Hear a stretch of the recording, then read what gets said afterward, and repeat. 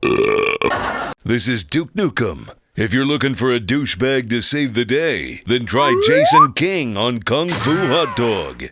All right, now where are the babes? Right, are you ready for cringe, folks? Because when this story dropped last night, I thought this can't be real. I thought this guy might be faking this nonsense. But watch this.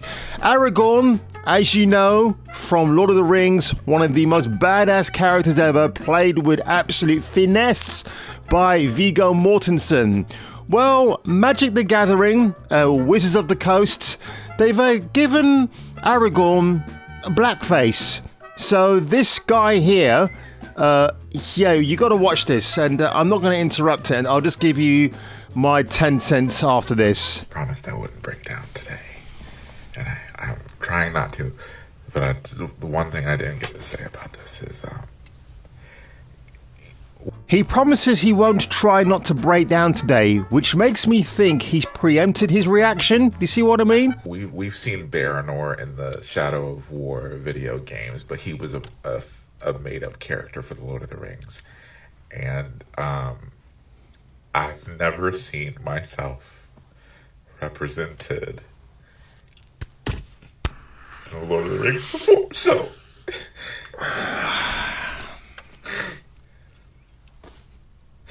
This is awesome, because I've never seen myself as one of the main characters before, like, actually seen myself represented in some form of official Lord of the Rings media, so that's... Representation matters. Lord of the Rings has been my favorite for the longest, and I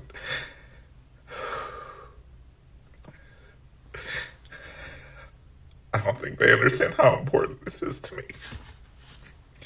How much this means to me to see myself, be able to see myself as Aragorn. So, well, I lost that bet.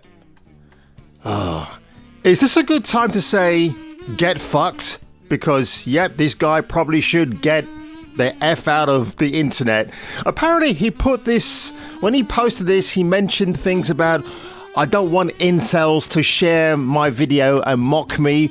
Well, it's too late, pal. You put yourself on the internet like all of us have, and you're just going to suffer the consequences. They've literally taken an established white character, Aragorn, from the beloved Lord of the Rings, and they've literally, like Robert Downey Jr. in Tropic Thunder, they've given him a black face. Holy shit.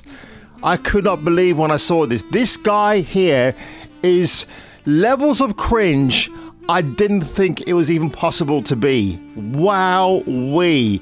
Honestly, man, this guy should be ashamed of himself. He's doing it for clicks. He's doing it to reinforce the message, because apparently we haven't got the message so far. I have said this once. I'm going to say it again and again ad nauseum. But please, diversity has always existed in entertainment. It's always been there.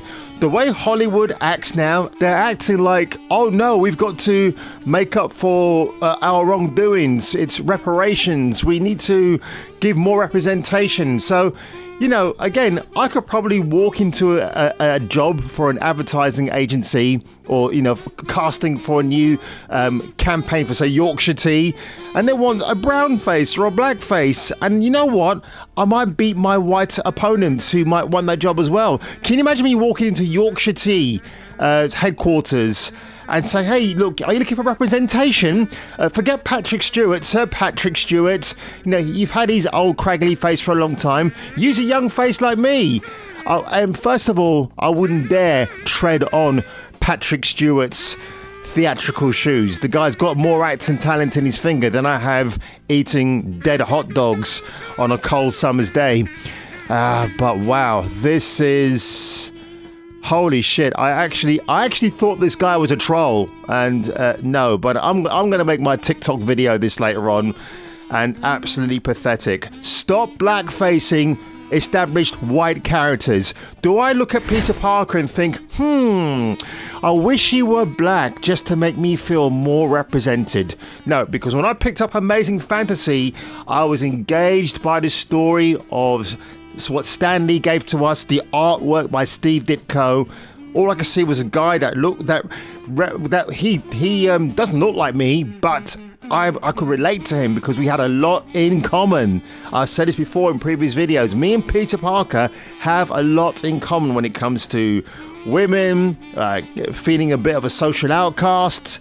But on the flip side, you've got this personality that nobody knows too much about. And again, that's why I thank Bruce Willis when he played David Addison in Moonlighting, because that was the part of my personality that was missing up until 1985. So fuck this guy. Fair Tina. And we're having a pint at the Dog and Trumpet after work. Apparently there's a tab behind the bar. Yorkshire tea, where everything's done proper.